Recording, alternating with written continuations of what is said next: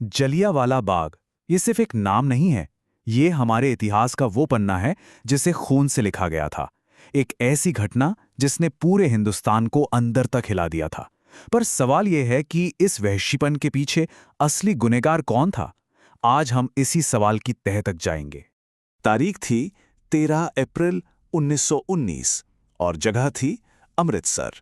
ये वो दिन था जो इतिहास के पन्नों में हमेशा के लिए दर्ज होने वाला था। लेकिन कहानी यहां खत्म नहीं होती। ठीक 21 साल बाद जब इस हत्याकांड का बदला लिया गया तो एक सवाल आज भी पूछा जाता है, क्या सही इंसान को मारा गया था?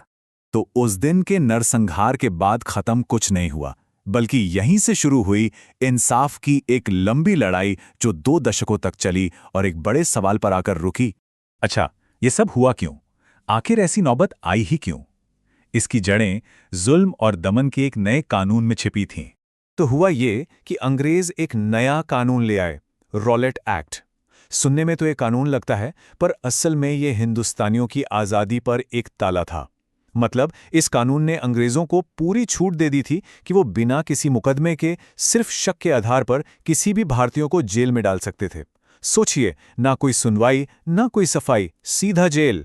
जाहिर है, इस काले कानून के आते ही पूरे देश में गुस्से की आग फैल गई। अमृतसर में भी लोग विरोध करने लगे।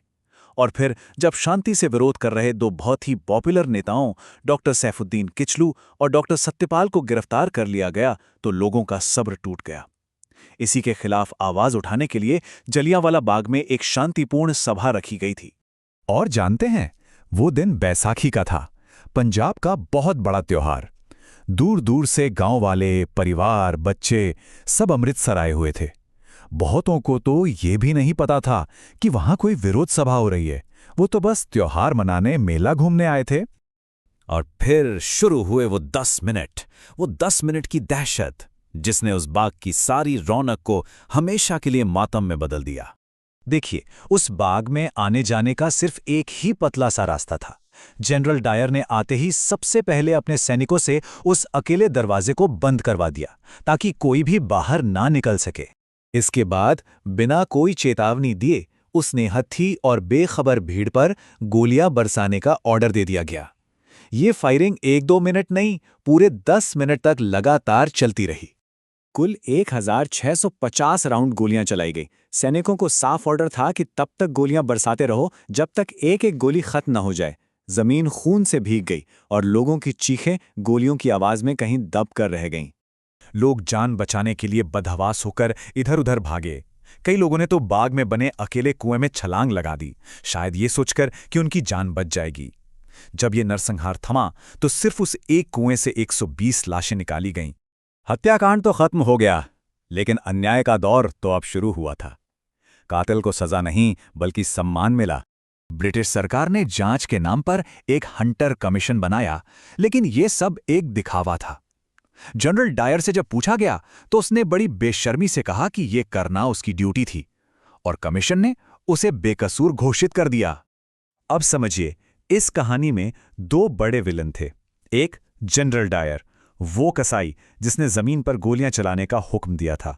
उसकी तो 1927 में बीमारी से मौत हो गई। लेकिन दूसरा और असली मास्टरमाइंड था माइकल ओ डायर। वो उस वक्त पंजाब का गवर्नर था। उसी ने इस पूरे हत्याकांड को अंजाम देने के लिए डायर को पूरी छूट दे रखी थी।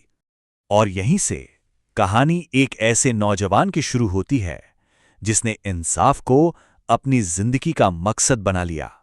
ये कहानी है एक कसम की जिसे पूरा होने में 21 साल लगे। उस शाम जब बाग में सिर्फ लाशें और सिसकियां थीं, एक नौजवान वहां मौजूद था। किस्मत से वो बच तो गया, लेकिन एक नए मकसद के साथ। उस नौजवान उधम सिंह ने खून से सनी उसी मिट्टी को हाथ में लेकर कसम खाई कि वो इस नरसंहार का बदला जरूर लेगा। और ये कोई जोश में खाई गई कसम नहीं थी। ये एक मिशन था जो 2 दशकों तक चला। उधम सिंह ने भारत छोड़ा, वो अफ्रीका गए, फिर अमेरिका और आखिरकार लंदन पहुंचे।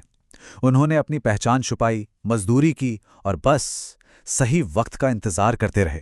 पूरे 21 साल के लंबे इंतजार के बाद आखिरकार वो दिन आया। ये इंतकाम का नहीं, इंसाफ का दिन था।